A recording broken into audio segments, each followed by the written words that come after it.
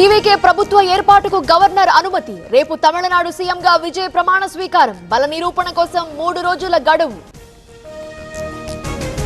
Keralam CM ఎంపికపై కసరత్తు. రేసులో ఉన్న ముగ్గురితో ఖర్గే, రాహుల్ చర్చ. 23 లోపు ప్రభుత్వ ఏర్పాటుకు నిర్ణయం. రేపు కర్ణాటక, తెలంగాణలో పర్యటిస్తున్న, వివిధ కార్యక్రమాల్లో పాల్గొంటున్న కాంగ్రెస్ అసమర్థ పాలనతో విసిగిపోయారన్న ప్రధాని సభకు 2000 మందితో భద్రత. హైదరాబాద్ లో పలు చోట్ల ట్రాఫిక్ ఆంక్షలు. ప్రత్యామ్నాయ మార్గాలు చూసుకోవాలన్న సిపి.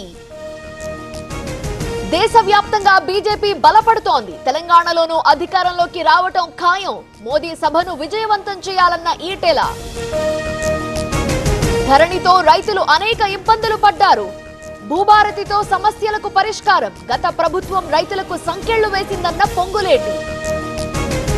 బంజారాహిల్స్ లో ఆగిన చంద్రబాబు కాన్వాయ్. ఒకవైపు రోడ్లో ప్రధాని సెక్యూరిటీ ట్రయల్ రన్. ట్రాఫిక్ లో 10 నిమిషాలు ఆగిన చంద్రబాబు కాన్వాయ్. 2027 జూన్ 26 నుంచి గోదావరి పుష్కరాలు. ఆలయాల అభివృద్ధికి 54 కోట్ల నిధులు. 27,000 ఆలయాలకు పూర్వ వైభవం తెస్తామన్న ఆనం. గత 5 ఏళ్లలో ప్రజలు భయపడుతూ బతికారు. ఒకప్పుడు విశాఖ అంటే గంజాయి గుర్తొచ్చేది. ఇప్పుడు గూగుల్ గుర్తొస్తుందన్న సంధ్యారాణి. ప్రభుత్వంపై ప్రజల్లో వ్యతిరేకత పెరిగింది. గిట్టుబాటు ధర లేక రైతులు అల్లాడుతున్నారు. ప్రాజెక్టులపై ప్రభుత్వానికి చిత్తశుద్ధి లేదన్న అంబటి. ఎన్నో ప్రభుత్వ కంపెనీలను అమ్మేశారు. ప్రభుత్వ స్కూళ్లను నారాయణ సంస్థలకు అప్పగించారు. మెడికల్ కాలేజీలు అమ్మాలని చూస్తున్నారన్న పేర్ని. కూటమి నేతలకు గ్రామాలకు వెళ్లే ధైర్యం లేదు. స్థానిక ఎన్నికల్లో కూటమి బండారం బయటపడుతుంది. ఇచ్చిన హామీలను అమలు చేయాలన్న రోజా. మెదక్ కలెక్టర్ పై ఎమ్మెల్యే రోహిత్ రావు ఆగ్రహం. రైతులు రోడ్డెక్కుతుంటే ఏసీ గదుల్లో సమీక్షలు చేస్తున్నారు. ఫోన్ చేస్తే కలెక్టర్ స్పందించడం లేదని ఆరోపణ. కడప అల్మాస్పేటకు కలెక్టర్, ఎస్పీ. రేపు ర్యాలీలకు నో పర్మిషన్. 13వ తేదీ వరకు 144 సెక్షన్. వరంగల్ జిల్లా నర్సంపేటలో భారీ వర్షం. ఈదురుగాలులకు రోడ్డుపై విరిగిపడ్డ చెట్లు.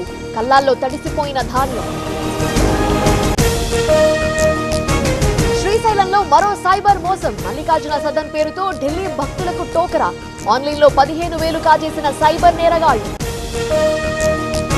తుని కొండవారిపేటలో కార్డన్ సెర్చ్. ఇంటింటికి వెళ్లి పోలీసుల తనిఖీలు.